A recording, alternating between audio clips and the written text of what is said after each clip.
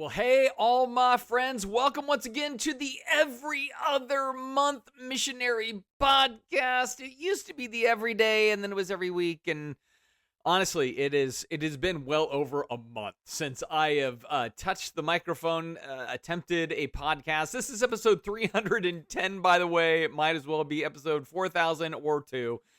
It's just been a long time, man. So I think it was probably the first week or just going into the second week of August when I did episode 209. So I'm already messing up the numbers. 309, and we were looking at Bibleocracy. And by the way, today will not be Bibleocracy, but I will be getting back to the Bibleocracy series. Like, that's my plan. But this is like a soft landing after a long time being away. So like I said, it was early August last time I did a podcast, and now I'm literally fighting to get this thing in before the end of September, so I don't have to say the every other month missionary podcast. And I promise to, my objective is to get back to some normal rhythm. I don't know what that exactly looks like. It might take a few weeks for me to really fall into a pattern that kind of mimics having a regular podcast. But needless to say, there's been a ton of stuff that's happened since the last one to now. And so there's been all sorts of hangups. And so obviously, daughter got married. I went off to Hawaii, got COVID in Hawaii. That's a drag when you go to have sickness in paradise. Came back and instantly was in the throes of moving into our brand new building, the Hub. We just celebrated Sunday 3 just a couple of days ago, so we're almost like a whole month old in the building coming into this Sunday. Gonna have a big celebration birthday bash first Sunday of October, so if you're in town, please be there. It's gonna be epic. It's gonna be a lot of fun because we're 13 as a church. We're gonna be teenagers finally. How great is that? But with all of the moving, all of the busy, all of the prep, all of the kind of just getting our bearings, I just ultimately didn't have enough bandwidth at the end of any given day to really then kind of invest into the podcast. And here's part of what was kind of driving some of that. I think two things. One was just things were busy. And when you're really depleted like that, your creativity level is just kind of, and for me, I found myself going like, I don't have anything to say, which is funny, right? Like you might be like, man, it's always got something to shoot his mouth off about. Really, I would think about the podcast and be like, I got nothing, right? Because this is a free-flowing podcast. Like, I don't have notes. I don't do, quote, prep for that. I kind of treat it like if somebody asked me a question on the spot, how would I answer that question? Boom, there's the podcast, right? So that's kind of how I do it. So when my batteries are just down to nothing, I'm like, I got nothing to share right now. My brain isn't working well. And that was the other thing. I don't know if this is for sure or not, but I felt like my brain was really crisp, and then I got COVID. And ever since I had COVID, I felt like I've had that kind of COVID brain fog. And so I'm like, that's kind of a real thing, I think. It hasn't even been really to this week. I started feeling like, oh, okay, I'm starting to feel like some brain cells coming back, some creativity and everything else. And so there was just a whole bunch of stuff all in there at once that was just meaning that the podcast didn't happen. But finally, yes, episode 310 is going to hopefully be in the books by the end of this. I don't know. I'll probably give like 7 shots at this and then can it and try next week. But maybe we'll get lucky. Maybe we'll be blessed. Maybe things will happen. And by the end of this, I have something to talk about. Again, not Bibleocracy, but something else. But something else that was actually spawned by a conversation after just this last Sunday. My friend Joe Massassini. So if you're out there, Joe, and you're listening, thank you for this. This is your fault. It's on you. And I thank you for it at the same time. But, you know, I'm doing the series on words right now. And it's all about how words are powerful. We use words about one another, behind each other's backs. And are those good or bad? And then this week is going to be words to one another, to our face. Are those good or bad? Because, again, the power of words when you read through the Bible is incredible. As much as God's word creates things, our words create or destroy things all the time, right? We just live in a climate of that. And so this week was all about gossip. And I was talking about all of the different extensions, such as like slander and not thinking the best and assuming the worst and having conspiracies where we don't have facts, we just have hunches, and then we go with our hunch like it's a fact. And when we do that, it ends up slandering others in the process because we don't really know for sure what we're accusing them of, but we're doing it nonetheless, and then that's kind of destructive. And even roads I didn't go down. I think things like when people decide we're going to boycott this group because we don't like them, or we're going to picket or protest this thing. even that is a bit of like a slanderous thing, or it's like, I don't have all the evidence in the world to do this, but I'm going to say something terrible against you. I'm going to get others not to support you until you do what I want you to do. All of that is just sort of anti-kingdom stuff to me, right? Like that's the danger. And so gossip hurts in churches, gossip hurts out of churches. All of the different ways that it plays out, like critique and criticism and everything else, all of that can be really, really destructive, right? And so I was talking about like, hey, man, don't be a part of it. Don't pass it on. Don't absorb it. Don't give into that stuff. When you hear somebody say snarky about Trump, blow it off. About Harris, blow it off, because again, people are just going to say things and do things, and half the stuff isn't true, or it's coming through a filter that's designed to maim the character more than simply reveal a truth, right? So all of that's kind of in there, even to the point where I was talking about, hey, if something's true, that doesn't necessarily mean that it needs to be stated. Not all true things should be said, right? Not all thoughts should be spoken or posted or whatever. Like all of that was in there for this last Sunday. So all of that to say, after I was done, my friend Joe comes up to me and he goes, and this was a great line. He goes, there's gotta be what I would call gray gossip. And as soon as he said the word gray gossip, I knew exactly where he's going, and I 100% agree with Joe. So I want to say, for the record, I'm giving him the credit for calling it gray gossip, though we'll see if we can clean up the word gossip and find something else by the end of this. But his idea there was saying, you know what, there is information, especially when it comes to public figures. So we'll get into the politics side of things even for our discussion today. But there is this reality that if you don't know things about people who are going to be in charge of very important areas of life, you may put the wrong person in place, or you may back the wrong person, or you may allow the wrong person in a space. And therefore, to some degree, we need to have like, quote, gray gossip. We need to say, hey, there are things that must be known, and they will impact things if we don't know them. And therefore, they should be shared.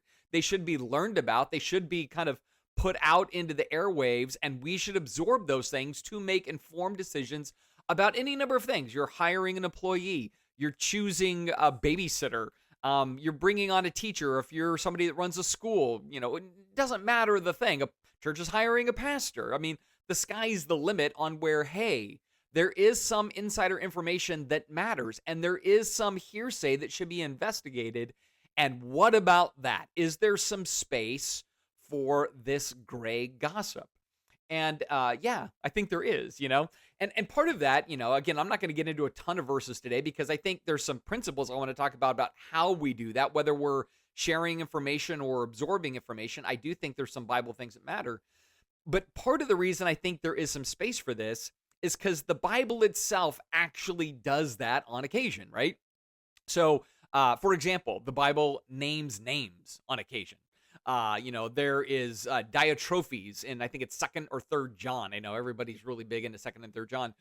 But he's like stirring up trouble and saying stuff, and it's creating problems. And we see Paul sometimes names of opponents or of people that are doing things within a local church, and he's like, watch out for this because they do this and this and this, and it's dangerous and destructive. And so in that sense, kind of the naming of names and the airing of dirty laundry is there to protect a wider body of people. So in that regard, hey, there's a place for it. The Old Testament prophets were naming names and saying stuff and calling out leaders. And Jesus certainly is paramount in that, right? Where he is, in fact, saying, hey, you got to know about these leaders. When they sit in the seat of Moses, awesome. But when they do everything else, watch out. Woe to them. They're dangerous. They're destructive. They create people that are twice the sons of hell as themselves. And there's kind of these words of like, hey, man, you want to have some discernment and some wisdom. Paul does the same thing in the book of Acts, chapter 20. Like, there's going to be wolves that come in as well as wolves that rise up among you, and you got to watch out for those things. And so with that, I do think that there is space for words to be stated when it comes to a couple of things. One is the protection of others, right? That's a time and a place. I think there is a time and a place when it is the vetting of people that are going to have authority and power over other people's lives. And from that, if there are things to be made aware of, if there's concerns to have, that we want to be in the know of those things so we can go in eyes wide open to whatever the circumstances or whatever power we're bestowing on those individuals, since they're going to have some say and play over the lives of other people. And so we should have those kinds of conversations, right? So in that sense, gray gossip, or maybe we call it disseminating proper information, maybe that's a better way to put it, is going to be really healthy. Now, I think there's a lot of interpersonal places where it's not so healthy and it's not so good. And so I think the mass majority of times that we face these things, I think even the stuff maybe that I shared on Sunday, which if you don't go to Redemption or you didn't hear it, but you want to hear it, it's this whole series on what did you say? It was week 2. And I think those rules apply the majority of the time. These are exceptions to the rule, this kind of gray gossip, this informed kind of knowledge base of parties and character and values and vices that we may need to know of as a broader population to make informed decisions or to be aware of certain things, right? Like that's kind of this anomaly, but I think there's a place and time for it. And I think certainly right now in the political climate, now's a time and a place. Now, here's what I'm going to say about that.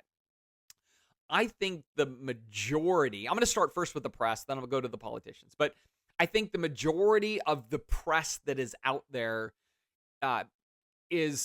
it's incentivized to not fully do its job as the press, right? In other words, news in and of itself, unimpassioned, is kind of dull, right?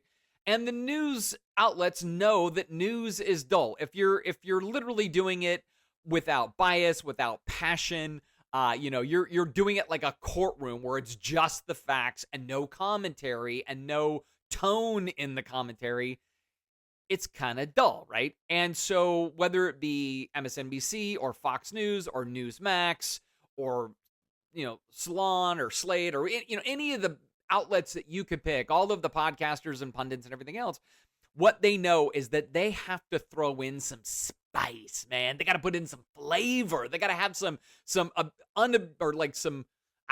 unfiltered commentary to give it more life and energy. And I think that's kind of the danger, right? Like if I need to know some things about how Donald Trump has handled his finances or his life or his marriage or his kids or his businesses or whatever else, you know what?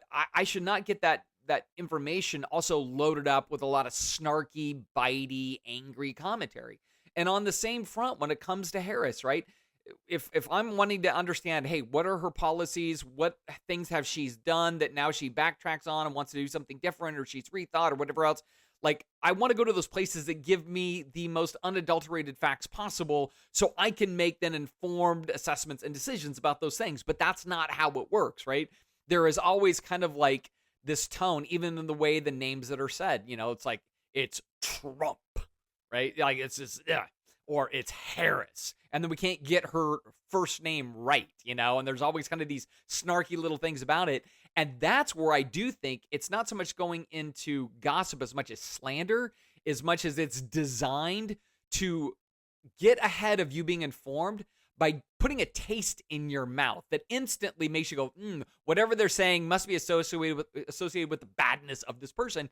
And that, I think, is the danger. And especially not just in how we're receiving it, but how we're also communicating it, right? If we're talking about like our candidates and, one is a saint and the other is a demon, one is utterly vilified and the other is utterly idolized and that kind of thing, then even our own words passing on information are going to be incredibly biased, right? In that sense, it might be slander or gossip or overinflating in a positive, something that shouldn't be construed as so positive. And so, once again, I think the key in all of this, as followers of Jesus, is kind of this idea in Romans 12, which is, as much as it depends on you, live at peace with all people.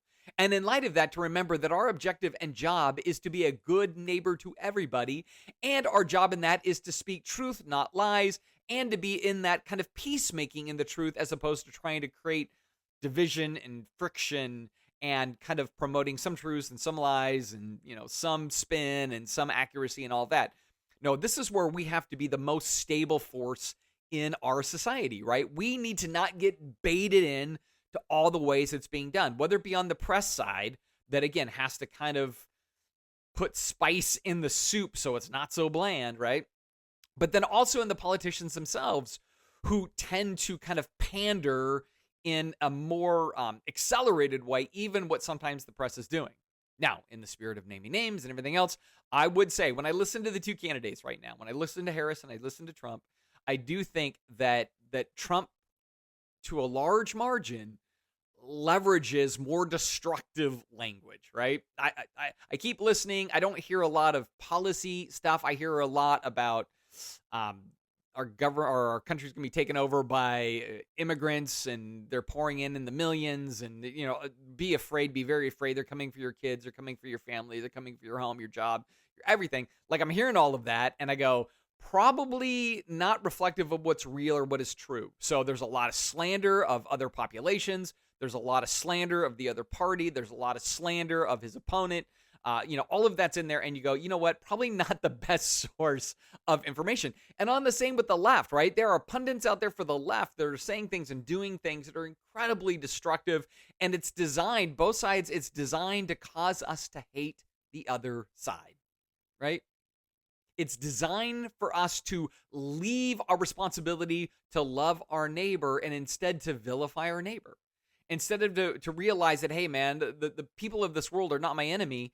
We have people, even in the name of Jesus, trying to say, yeah, but those people are the bad guys, and those people are the enemy, even though there is no enemy that is a human on this planet for us as followers of Jesus, because we have one enemy, it's the devil. Everybody else is a neighbor that needs to be loved, a neighbor that needs to be reached, a neighbor that needs to be cared for, a neighbor that needs to be protected, a neighbor that may even need us to step in and be a Samaritan that is good, even if what we're told is those people over there are bad, right? And so in this whole quest, here's what I think we need to do. We need to make sure that when it comes to all the words that are being shot around in our world, right, all of the conspiracies and critiques and criticism and the slander and the gossip and all that stuff that's coming from the press and the pundits and the politicians themselves and everything else, that we are really good at filtering, first of all. Filtering what is kind of chaff from wheat, right? And go, that's what matters. The rest of this is just designed to get me angry or cause me to give money to this group over that group, right? We need to be much more discerning in what we hear and not getting pulled into kind of the they're a dirtbag, they're a trash heap, they're a what, just think about the words that sometimes get used of all of the different persons in play. We need to be sensible enough to be able to say, here is what I do think are objective problems.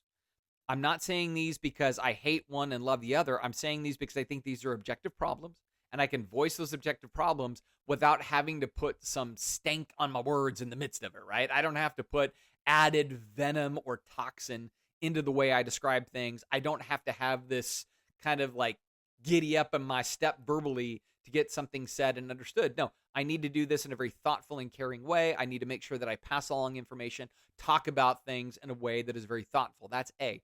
B, I think we need to do it in a way that still makes me always think to myself, would Jesus say this? Would Jesus do this? Would Jesus word it in this way? Would Jesus critique it in this fashion? Jesus critiqued stuff. Jesus had thoughts, right? But in all of it, I got to remember that my job in all of this is also trying to create unity and trying to create camaraderie and trying to create peace in the midst of conflict, because we're called to be peacemakers more than we're called to be rabble rousers. You know what I mean? And so it's kind of keeping that in mind. That's kind of the first thing I think I would think about. The second thing in this is to realize that as I communicate, I don't want to just parrot and mimic what it is I'm taking in. I want to be thoughtful about these things. And in being thoughtful, it really is saying like, okay, here's the stuff I see, right? So this is no big shocker. I've always been honest on the podcast. This goes back especially to the first President Trump kind of cycle in office. I was somebody that was not supportive of President Trump from a political perspective, right?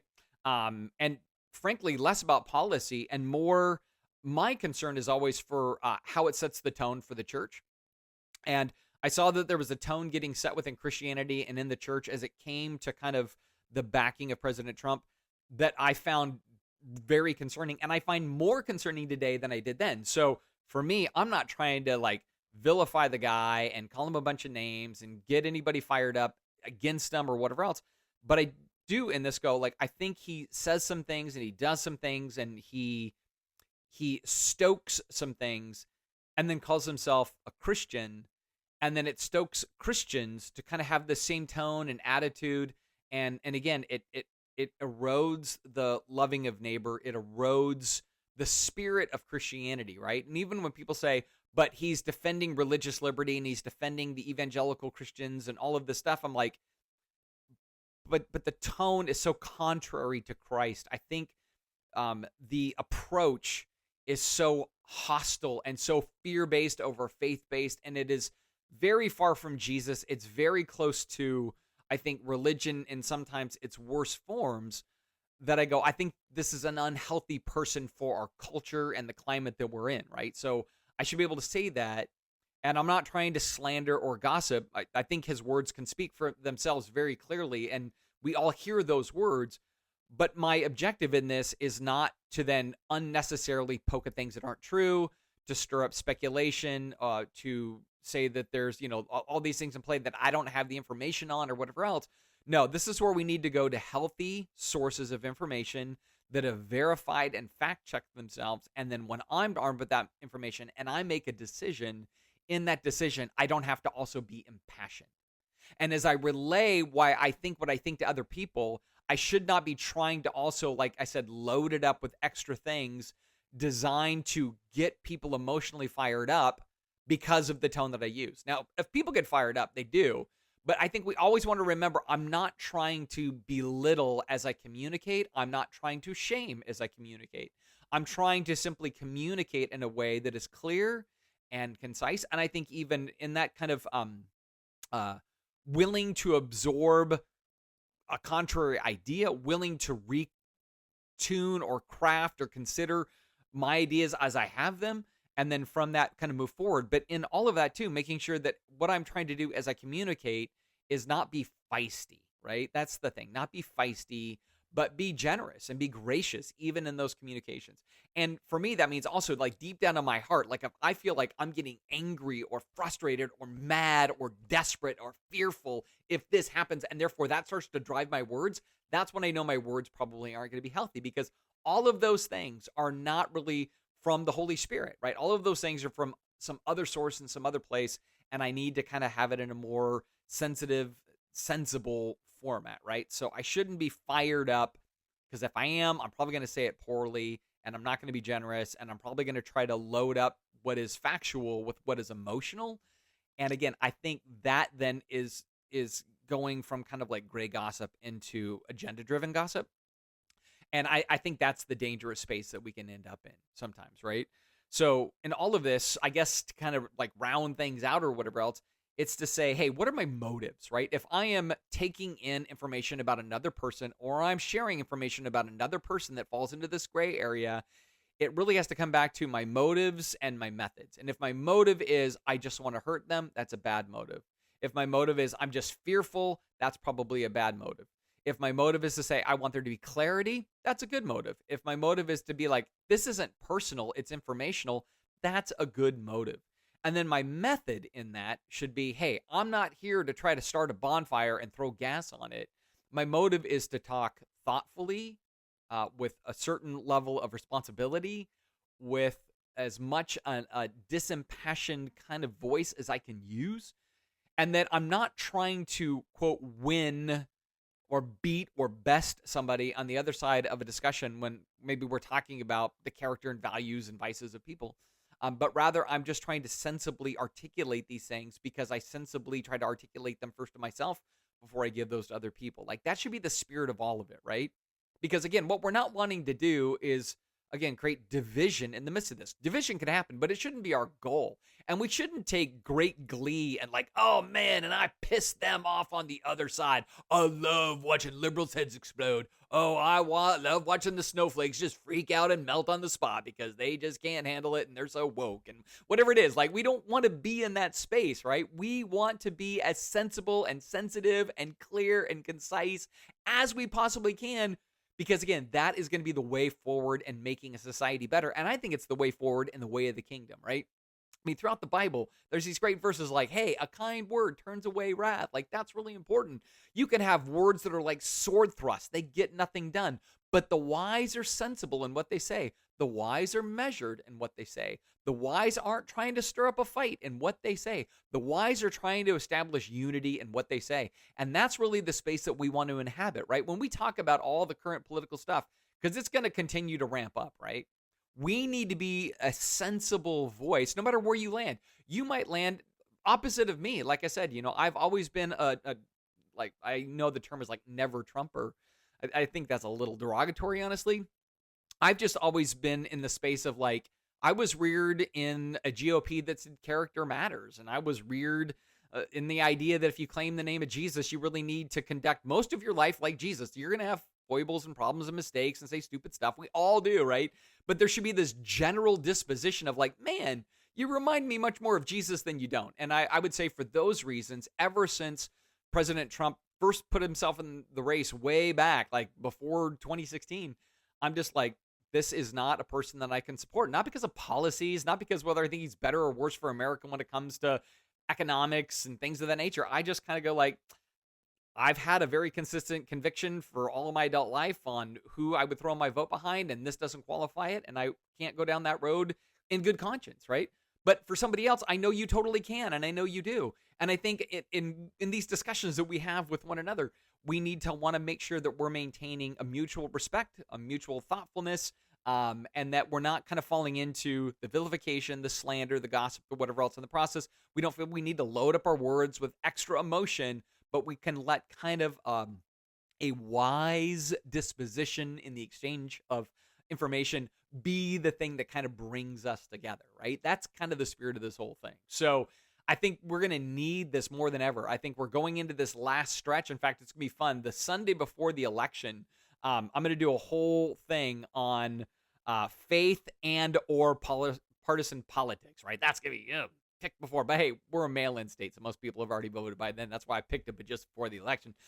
But I think it's in these heated spaces that sensible words that are coming from a stabilized heart that has tried to work through action and reaction to things and to not add more heat than light to the conversation, right? But to really, again, take in the information as objectively as possible, process it as reasonably as possible, and then share it as generously as possible. I think those are the ways that, man, we're going to make great sense out of some of the chaos that exists around us. And I think that's the space of the everyday missionary, right? If there's anything that is greatly divided today, it is the political landscape. And if there's anything that is needed today, is the unity of Americans, regardless of their political affiliation. And I see so much vilification on both sides. It takes Jesus followers who take Jesus seriously, who want to really fight for peacemaking in the midst of that. And maybe that's why I kind of think about some of this today. And I even talk about it in the podcast. I'm seeing far too many Christians that are far too okay with stoking the division. I'm seeing far too many Christians that are far too okay in wanting to post memes and bites and jabs and snarks that are nothing like our mission, like nothing at all like our mission. And so this is where we all want to be careful. We all want to be thoughtful, and we all want to be like Jesus. And I think the more we're trying to do that and bring those kinds of conversations to the table and bring that disposition to bear on our environment and be thinking about that and all the different little outcroppings and places that we contribute to the overall collective conversation, I think when we do that, then we will be even more effective everyday missionaries.